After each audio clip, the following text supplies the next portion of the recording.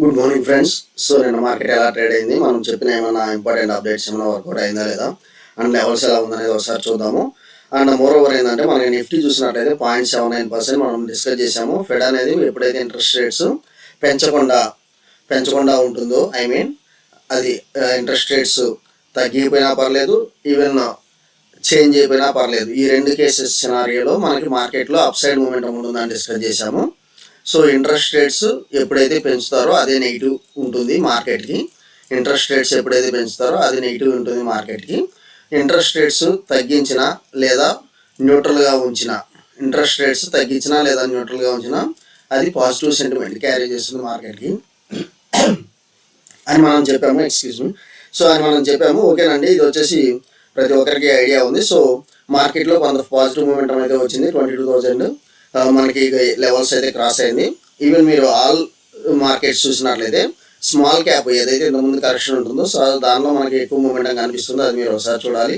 And Nifty IT, Nifty bank ఇవన్నీ at par with మనకి Nifty Sensex మూమెంటంతో ఈక్వల్గా ఉంది. ఓకే, నెక్స్ట్ వచ్చేసి మనకి నిఫ్టీ వచ్చేసి అంత మనకి సో ఇప్పుడు లెవెల్స్ వచ్చేసి జస్ట్ ఒక 30-50 పాయింట్స్ అప్లో ట్రేడ్ అవుతుంది. సో మనకు వచ్చేసి మార్కెట్ ఒక రేంజ్ బౌండ్ ట్రేడ్ అవ్వచ్చు అన్నట్లే మనం చూస్తున్నాం. ఇక్కడ మనం చూసినట్లయితే డౌ జోన్స్ కానీ నిక్కీ, సో ఇవి వచ్చేసి కొంతమందికి పాజిటివ్లో ట్రేడ్ అవడం చూస్తున్నాము. ఓకే, సో మనకి యూరోప్ మంచి పాజిటివ్లో ట్రేడ్ అయింది. సో మనకి బిఫోర్ డే వచ్చేసి వెన్స్డే వచ్చేసి మనకి యూరోప్ మార్కెట్స్ అంత పాజిటివ్ సెంటిమెంట్ క్యారీ అవ్వలేదు. అందువల్ల వచ్చేసి ఇప్పుడు వచ్చేసి మనకి ఇక్కడ పాజిటివ్ సెంటిమెంట్ అనేది క్యారీ అయింది. సో మనకు వచ్చేసి పాజిటివ్ సెంటిమెంట్ క్యారీ అయింది. నెక్స్ట్ వచ్చేసి మనకి ఆల్ మార్కెట్స్ చూసినట్లయితే సో ఈ కాస్పీ ఈరోజు కొంచెం మనకి పాజిటివ్లో ట్రేడ్ అవుతుంది. మనకి ఓన్లీ నిక్కీ చూసినట్లయితే కొంత పాజిటివ్లో ట్రేడ్ అవుతుంది. సో మనకి ఒక రేంజ్ అనేది మనకి ఈరోజు ఉండొచ్చు అనేది సో మనకి ఐడియా వచ్చింది. సో ఆ రేంజ్ ఏందనేది ఒకసారి చూద్దాము. ముందుగా మనం ఆప్షన్ చైన్ డేటా చూద్దామండి. ఈరోజు ఆప్షన్ చైన్ డేటా ద్వారా అనాలిసిస్ చేద్దాము. మనం ఇది 2050 లెవెల్స్, ఈ 2050 లెవెల్స్ మేజర్ మనకి రెసిస్టెన్స్గా కూడా ఇది వర్క్ అవుతుంది. ఒకవేళ మనకి ఇది ఏంటంటే ఇది కనుక క్రాస్ అయితే మాత్రం 2200, సో 22,100 లెవెల్స్ దాకా మనకు కనిపిస్తుంది. కాకపోతే ఈరోజు నాకు కొంత అప్ సైడ్ మూమెంటం కంటే డౌన్ సైడ్ మంచి కొంచెం పడితే మంచి ఫాల్ ఉండొచ్చు అన్నట్లు కనిపిస్తుంది. ఎందుకంటే ఇక్కడ చూడండి 22,000 దగ్గర 5.36 lakh ఓఐ అనేది బిల్డ్ అయింది. సో వన్స్ ఇది కనుక బ్రేక్ అయితే మాత్రం మనకి 21,900, సో మనకి డౌన్ సైడ్ అనేది ఎక్కువ ఓఐ బిల్ అయింది. మనకి అప్ సైడ్ మూమెంటం జరగాలంటే మాత్రం ఈ 22,050 క్రాస్ అయినప్పుడు దగ్గర మనకి 22,200 దాకా మనకి అప్ సైడ్ మూమెంటం నిఫ్టీ అయితే కనిపిస్తుంది. సో నిఫ్టీ ఏ లెవెల్స్ అయితే కనిపిస్తున్నాయి అది ఒకసారి చూద్దాము. మనకి 21,800 అనేది మనకి మేజర్ సపోర్ట్గా ఏదైతే ఉంటుందో అది మీరు ఒకసారి చూడాలి డౌన్ సైడ్ అయితే. అండ్ ఒకసారి చార్ట్స్ కూడా చూద్దాము. సో మనకు వచ్చేసి ఎప్పుడైతే ఇంట్రెస్ట్ రేట్స్ అనేది పాజిటివ్ సెంటిమెంట్ క్యారీ చేసిందో మనకి ఆటోమేటిక్గా మంచి గ్యాప్ అప్ అండ్ ఓవర్ మనకు వచ్చేసి ఒక రేంజ్లో అనేది ట్రేడ్ అవ్వడం జరిగింది. సో ఈరోజు మనం మార్కెట్ ట్రేడింగ్ ఎలా చేయాలి అని అంటే మాత్రం ఇది వచ్చేసి నాకు ఈఎంఐ చార్ట్ అబోవ్ మనకి క్యారీ అయింది కాబట్టి వన్స్ ఈ లెవెల్ దగ్గర ఫ్లాట్ ఓపెన్ అయితే మాత్రం ఈ లెవెల్ దగ్గర నేను పిఈ ఎంటర్ అవుతాను.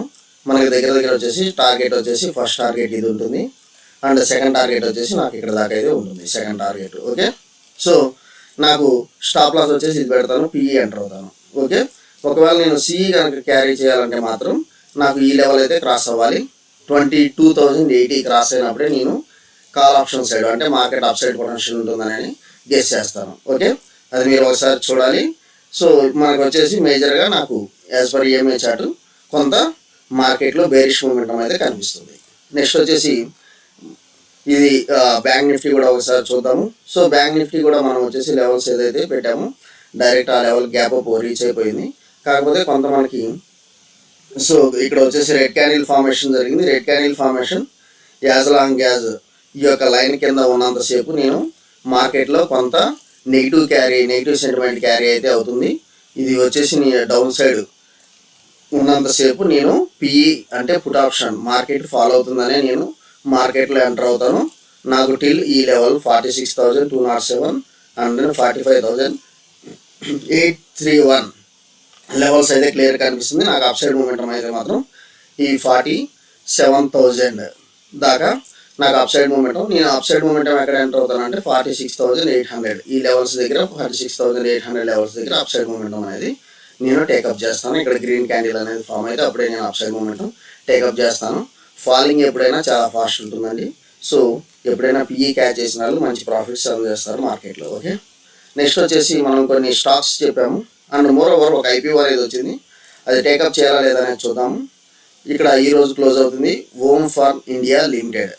ఓకే, ఇది వచ్చేసి 24,000 మనకి 2,400 షేర్స్ కావాలి. 1,80,000 ఇన్వెస్ట్మెంట్గా కనిపిస్తుంది.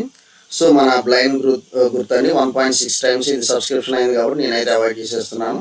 దీని గురించి అంతా మనం డిస్కస్ చేయాల్సిన అవసరం కూడా లేదు. ఓకే, ఓమ్ ఫార్మ్ ఇండియా అనేది మనం అవాయిడ్ చేస్తున్నాం. సో నిన్న 2-3 స్టాక్స్ చెప్పాను. రిలయన్స్ ఇన్ఫ్రా మనకి ఓపెన్ అవ్వడం అయితే మంచి ఫ్లాట్ ఓపెన్ అయింది, తర్వాత మూమెంటం స్టార్ట్ అయింది. సో దగ్గర మీరు చూసినట్లయితే డే క్యాండిల్ వెళ్దాము. నిన్న మన దగ్గర 251 లోస్ టచ్ అయ్యి దగ్గర 275 దాకా వెళ్ళింది. మనం స్టాప్ లాస్ స్ట్రిక్ట్ స్టాప్ లాస్తో ఎంటర్ అవ్వమని చెప్పాను 237.